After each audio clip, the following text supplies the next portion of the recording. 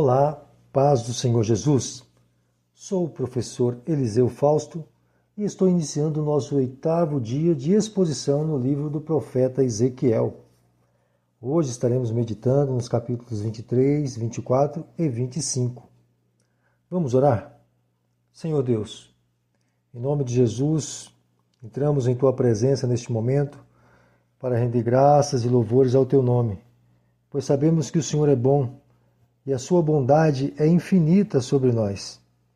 Louvamos ao Senhor pela graça concedida a nós por intermédio do nosso Senhor e Salvador Jesus Cristo, Teu Filho amado, que por nós se entregou na cruz do Calvário e nos concedeu tão grande salvação.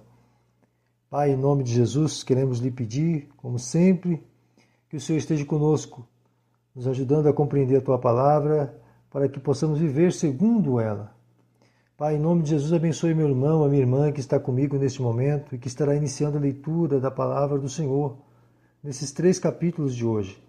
Fortaleça, Senhor, o coração, a mente e nos dê, Senhor, cada dia mais disposição para aprender a Tua palavra, para ler e para meditar, Senhor, de maneira a devotarmos um tempo para que venhamos crescer espiritualmente, ó Deus. Pois somente através do conhecimento da Tua palavra adquirimos conhecimento, Senhor, suficiente para podermos vencer as dificuldades e as lutas que enfrentamos. Sabemos que o Senhor está conosco. Sabemos que o Teu Espírito Santo nos consola, nos ajuda e nos fortalece. E é isso que nos motiva, Senhor, a estarmos de pé todos os dias, porque é o Senhor que nos fortalece e nos dá ânimo. E esse ânimo, Senhor, venha nos guiar, venha nos tornar cada vez mais capazes para continuar firme na leitura da Tua palavra. Eu peço a Tua bênção sobre a vida dos meus irmãos, sobre o lar deles, trazendo prosperidade, saúde e paz. É no nome de Jesus que oro, certo de que assim será feito em nome de Jesus, o Teu Filho. Amém. No capítulo 23, Deus se utiliza de uma metáfora para retratar o pecado cometido tanto em Samaria quanto em Judá. E nessa comparação, chama Samaria de Olá e Judá de Oolibá. Olá significa tenda ou tabernáculo e Oolibá significa meu tabernáculo. Onde Olá significa que Deus não habitava na tenda e Oolibá significa que era uma tenda onde Deus habitava. Nessa comparação, Deus está afirmando que historicamente o reino de Samaria, composto pelas 10 tribos, depois da divisão do reinado de Roboão, não havia a sua habitação ou presença entre eles. Porém, no reino de Judá, onde a capital era Jerusalém, sua presença estava no local. E ambas representavam o mesmo povo que teve como libertador o Senhor Deus. Mas, de igual modo, se esqueceram do Senhor e se relacionaram com os outros povos e seus deuses. E nesse relacionamento espiritual, que aqui é comparado como um relacionamento entre homem e mulher, o povo de Israel foi a mãe que gerou essas 2 filhas, que se tornaram 2 prostitutas na linguagem da comparação. O amor de Deus pelo seu povo está sendo comparado ao amor e uma aliança entre um homem e uma mulher. Uma aliança de fidelidade, de amor mútuo e respeito. Mas não houve isto por parte de Samaria, que desde sua fundação foram levantados 2 bezerros de ouro, um em Betel e outro em Dan. E mesmo que o povo de Judá não houvesse levantado bezerros de ouro como fizeram o povo de Samaria, fizeram muito pior, pois inseriram dentro do templo de Deus muitas imagens, profanando o lugar santo. E quando não faziam isto, adoravam essas imagens e depois iam ao templo para oferecer sacrifícios e ofertas. Os pecados que ambos cometeram suscitou a ira de Deus contra eles. Samaria já havia sido destruída e Judá estava na iminência de sua destruição. Quão triste é saber que Deus entregou tanto amor e cuidado com o seu povo e recebeu em troca desprezo e rejeição. Mas, infelizmente, esta não é apenas a história do povo de Israel. Quanto amor e cuidado Deus tem concedido a todo este mundo pecador. Não há um ser humano sequer na face da terra que não esteja, neste exato momento, desfrutando do amor de Deus. Todos nós estamos cercados pelo amor e pelo cuidado de Deus. Tudo que existe ao nosso redor foi por Ele projetado, para que todo ser humano pudesse desfrutar. E quantos desses seres humanos olham para os céus e são gratos a Deus por todos esses benefícios? Somos constantemente considerados como desleais neste relacionamento de amor. Somos dignos de seu desprezo e rejeição. Mas Ele não faz assim conosco. Mesmo não sendo gratos por tudo que Ele nos tem concedido, seu amor é quem nos sustenta, e sua misericórdia é a causa de tantas oportunidades concedidas por Ele a todos nós. Que este capítulo possa nos fazer raciocinar sobre a importância de entregar todo o nosso amor única e exclusivamente ao nosso Deus, para que não sejamos culpados do mesmo erro que o povo de Israel foi.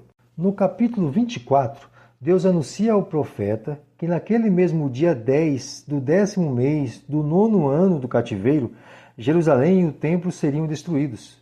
E para ilustrar a verdade dessa destruição, a panela novamente é utilizada, onde Jerusalém é a panela, a carne são os bons cidadãos dentro dela, e os ossos, os grandes guerreiros e soldados, e o fogo, o cerco babilônico. Dessa vez, a carne e os ossos não escapariam, mas seriam totalmente consumidos pelo aquecer constante do fogo babilônico. A panela também não poderia ser poupada da destruição, pois a sua ferrugem era total. Logo, nem os habitantes, nem a cidade, nem o templo escapariam da grande destruição. Logo em seguida, o profeta Ezequiel recebe uma triste notícia da parte de Deus. Sua mulher seria retirada, e o profeta não poderia lamentar a morte dela. Essa exigência de Deus para o seu profeta serviria como um grande sinal da destruição de Jerusalém. E assim como os judeus não levaram em consideração todas as profecias e avisos deixados por Deus pelos seus profetas, eles também não deveriam lamentar pela destruição da cidade, mas sim pelos seus próprios pecados. E o profeta Ezequiel deveria, depois da morte de sua mulher, manter uma rotina normal, sem incluir nela qualquer tipo de atitude que representasse luto pela morte de um ente querido. Essa situação chamaria a atenção de todos os conhecidos do profeta, pois agir desta forma por alguém tão especial que havia partido não era algo comum e ainda representava um desrespeito absurdo. E quando eles perguntassem por que o profeta estava agindo daquela forma, Deus ordenou que ele proferisse as seguintes palavras: Eis que eu profanarei o meu santuário, objeto do vosso mais alto orgulho, delícia dos vossos olhos e anelo da vossa alma. Vossos filhos e vossas filhas que deixastes cairão à espada. Versículo 21. Deus também esclarece ao profeta que alguns judeus chegariam até ele e anunciariam que, de fato, as profecias que ele havia proferido era verdadeira, e falsas eram as profecias que profetizaram os falsos profetas. Ezequiel, assim como Jeremias e tantos outros profetas, não gozaram da admiração, respeito do povo de Jerusalém. Mas eles estavam diante de Deus e proclamavam a palavra de Deus, mesmo sofrendo todo tipo de discriminação e desprezo. Ter a convicção de que as palavras que pronunciamos são palavras de Deus é a única razão pela qual devemos continuar pregando. Se a minha convicção estiver baseada na aprovação de pessoas ou do público, eu sou outra qualquer pessoa, menos um profeta de Deus. O verdadeiro profeta ensina e prega as palavras de Deus, independente da aprovação do seu público. Aqui no capítulo, podemos compreender o quão doloroso era a vida de um profeta neste tempo de Ezequiel e Jeremias. E falando exclusivamente do profeta Ezequiel, quão difícil foi para ele ter que suportar calado a morte de sua amada esposa, sentindo em seu próprio físico a dor e a tristeza que estavam sendo representados com a destruição do templo e da cidade de Jerusalém, que pela própria ordenação de Deus os babilônios estavam executando. Isso nos faz refletir o quão danoso e cruel é o pecado. Por esse motivo, faço questão de repetir e enfatizar constantemente que a nossa maior obrigação como cristãos é nos manter sensíveis à voz do Senhor Deus, nos chamando ao arrependimento. Não podemos agir como o povo de Israel, que mesmo tendo sido repreendido várias vezes por vários profetas, disseram não para o arrependimento. Que sejamos homens e mulheres conduzidos constantemente pela voz suave e doce do Santo Espírito de Deus. No capítulo 25, temos o início do juízo de Deus contra as outras nações. Aqui no capítulo, 3 nações são advertidas. A primeira é Amon, a segunda Moabe, a terceira Edom e os filisteus, por final. As advertências do juízo a essas nações partem do princípio de não estenderem as mãos para os judeus, mas expressarem alegria e contentamento com a destruição do povo e da cidade santa. Zombavam do povo de Deus como se dissessem: caíram porque adoraram a um Deus desconhecido. Mas, com essa afronta, eles não estavam desprezando simples e unicamente o povo de Israel, mas sim o Deus Todo-Poderoso. E por não entenderem que era a própria mão de Deus que estava disciplinando o seu povo, gritavam: bem feito! É importante que você entenda que o cuidado de Deus pelo seu povo vai além das aparências físicas e materiais. Ele zela por um povo que o represente no âmbito espiritual. E por esse motivo, muitas vezes padecemos no físico para sermos bem-sucedidos espiritualmente. Mas é importante percebermos que o Senhor Deus considerou bem-aventuradas as nações que apreciavam a fé dos judeus no Antigo Testamento, assim como ele considera bem-aventurado o homem ou a mulher que, mesmo não fazendo parte do corpo de Cristo, tratam com respeito a fé dos cristãos. O povo de Deus no Antigo Testamento era a nação de Israel. O povo de Deus, no tempo presente, é a Igreja do Senhor Jesus. Mesmo que a preservação do povo de Israel ainda seja algo necessário até a conclusão de todos os escolhidos de Deus em todo o mundo, o cuidado amoroso de Deus repousa sobre aqueles que estão inseridos no sacrifício de Jesus pela fé. Ou seja, nós que estamos em Cristo, estamos debaixo de uma proteção e de um cuidado todo especial de Deus. Assim como o povo de Israel estava debaixo da proteção e do cuidado de Deus no Antigo Testamento. Eles eram um povo exclusivo de Deus antes da vinda de Jesus e da rejeição deles ao Filho de Deus. Agora, na atual era, somente aqueles que estão em Cristo desfrutam do cuidado e do amor exclusivo de Deus, que só pode ser adquirido quando estamos em Cristo. Jesus é o Filho amado de Deus, aquele em quem Deus se agrada. E para que eu e você possamos nos tornar agradáveis a Deus, precisamos estar em Jesus. Ninguém no mundo pode ser considerado agradável a Deus longe da pessoa e do sacrifício de Jesus. Somente Ele realizou todas as obras necessárias para satisfazer as exigências de Deus em sua lei.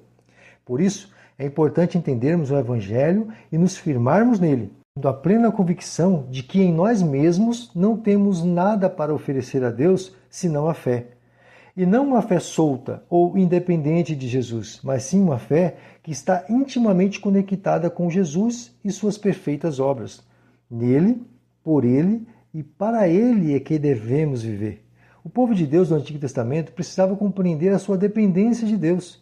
E nós, como povo de Deus do Novo Testamento, precisamos compreender a nossa dependência de Jesus. Não podemos falhar nessa tarefa. Deus em Cristo te abençoe e até amanhã, querendo o Senhor.